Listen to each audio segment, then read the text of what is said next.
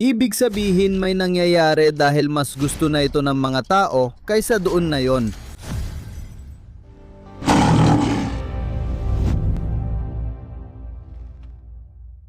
Kamusta Team Mindset?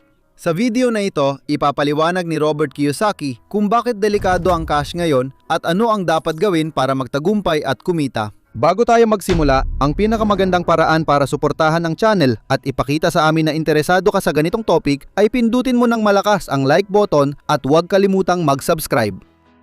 Heto ang pera, sa madaling sabi, basura. Ngayon, tatalakayin natin ang pinakamainit na pack sa merkado. Hindi ito real estate.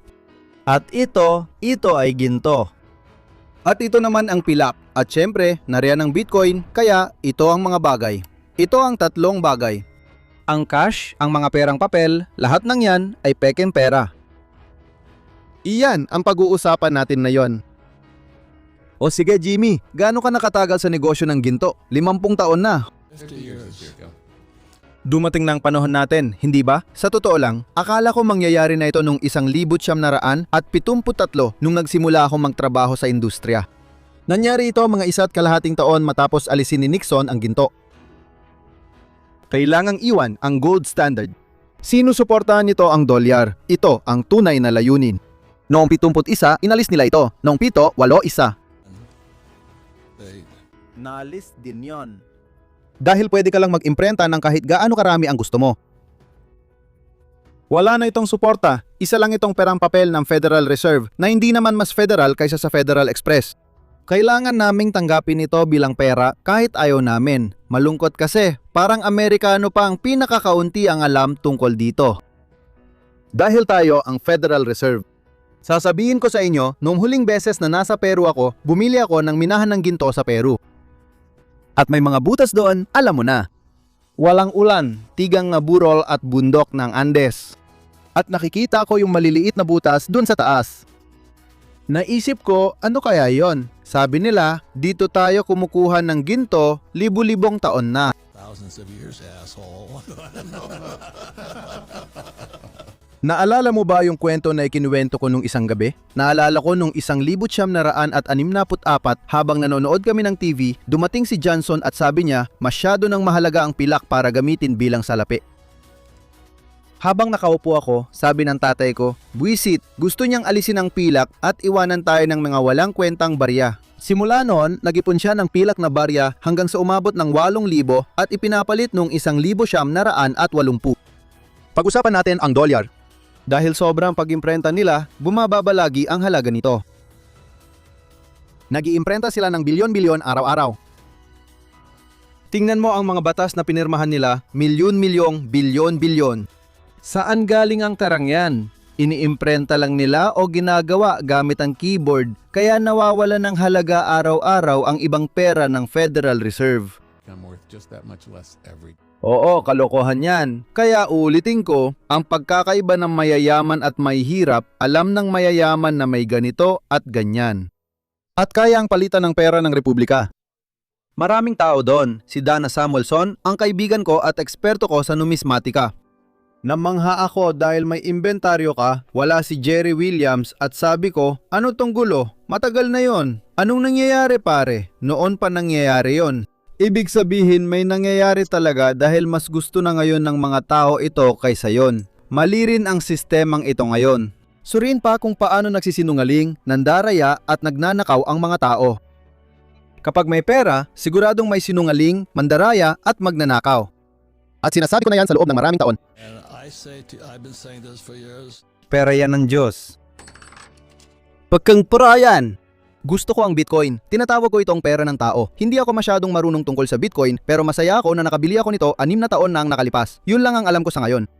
Totoo, napag-usapan namin yan isang gabi tungkol sa cash for gold.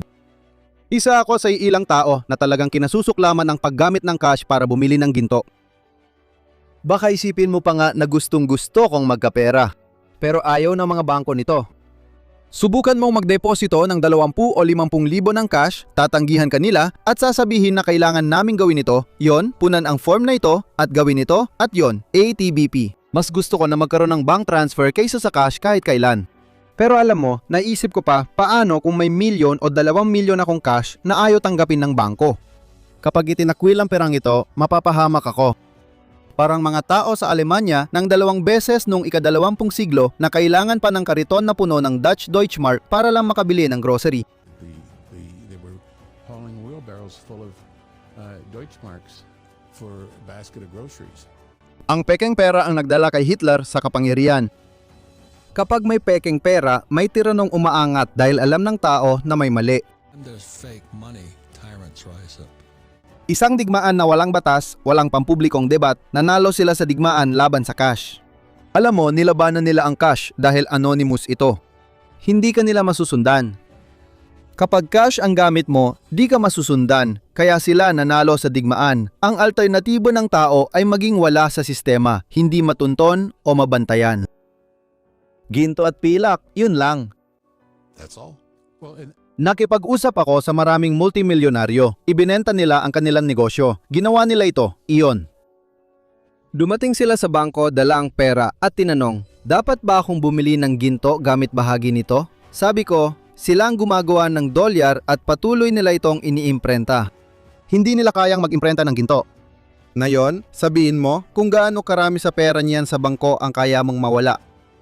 Sinabi ko, iwan mo na lang yan at ilagay ang natira sa ginto. Mas delikado kung papel na pera ang hawak mo. eventually, these are going to be worthless. At syempre, alam mo na, pareho lang palagi ang sagot. Kinukuha ng gobyerno ang lahat ng ginto dahil gusto nila ito para sa kanilang sarili. Hindi ka maaring payagang magkaroon ng ginto. Ganito rin ang ginawa nila noon. 2 magaling na senador, sina Steve Sims at Jesse Helms, ang nagmungkaing payagan ng mga Amerikano na magmay-ari ng ginto dahil pinapayagan ito sa mga dayuhan, ngunit hindi sa mga Amerikano. At kung may isang magandang bagay na masasabi tungkol kay Gerald Ford, yon ay pinirmahan niya ang panukalang batas matapos itong maipasa sa 2 kapulungan para gawing legal ang pagmamay-ari ng ginto. Sa kasamaang palad, noong panahon yon, ang halaga ng ginto ay nasa $200 kada onsa. Sa mga sumunod na buwan at taon, bumaba ito sa 100. Dahil dito, nabawasan ang interes sa pag-aari ng ginto. Pagdating kay Jimmy Carter, noong 1976 umabot sa 100, ang ginto at pag-alis niya naging 850 na ito.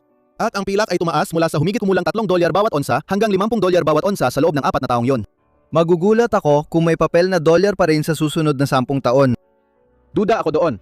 Malaki talaga ang problema natin at ito ang mainit na usapan ngayon. Matagal ko nang sinasabi na bumili ng pilak dahil kaya itong bilhin ng lahat. Because everybody can afford silver. Pinahahalagaan namin ang lahat ng ambag mo sa kilusan ng kalayaan, Robert. Ang usapan ukol sa ginto at pekeng perang pinaikot natin ay mahalagang aral para sa susunod na henerasyon. Mapansin man o hindi, sa edad natin at 50 taon o higit pa ng paggawa nito, may maganda tayong pamana para sa susunod na henerasyon.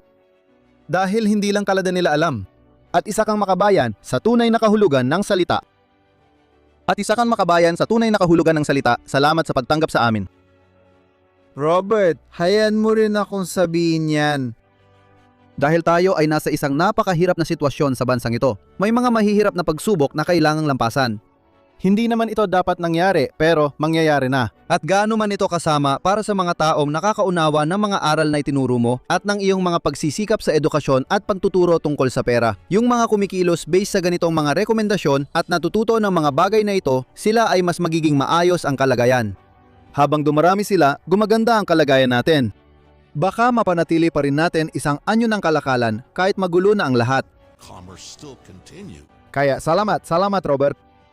Oo, ang nakakalungkot, habang tumataas ang presyo ng ginto, lalo namang naghihirap ang iba. Yan ang talagang nagpapabigat ng loob ko. Gusto ko talaga yung mga babae sa Safeway na nagsisilbi sa akin ng salad, coleslaw at iba pa. Napahanga sila roon. Sabi ko $2 para dyan. Ibinenta ng Amerika sa kanilang tao at sa mundo na may halaga ito at peke naman yon. Pero ito ay tunay at iyon ay peke. Kasi madalas ayaw talagang tumanggap ng cash ang mga bangko. Ironic pa, ayaw din nilang magbigay ng cash na pera. May mga tao na gustong mag-withdraw ng $100,000 sa bangko, pero sinasabi ng bangko na bumalik sila matapos ang 3 hanggang 4 na araw para maipon ang pera dahil wala pa ito ngayon. Nasaan na ang pondo para sa atin? Hindi na dapat tayo mag-alala sa pekeng pera kahit nadedetect pa rin ito ng makina. Pero abala talaga itong gawin. Tinitingnan ko ang kabuuan dahil darating ang araw na mawawalan ng halaga ang perang ito. At kung ayaw tanggapin ng mga bangko bilang deposito, ayaw kong maipit na may 2 o 3 milyong dolyar na cash at mawala ito. Mas gusto ko magkaroon ng pera sa bangko kaysa pilak. Ang ibig kong sabihin, peking pera na pwede kong ipambili ng tunay na pilak at tunay na ginto at ilagay sa estante kaysa cash na araw-araw nawawalan ng halaga. Para sa karagdagang kaalaman, huwag kang mag-atubiling panuurin ang aming playlist na nakalaan para sa lahat ng payo ni Robert Kiyosaki.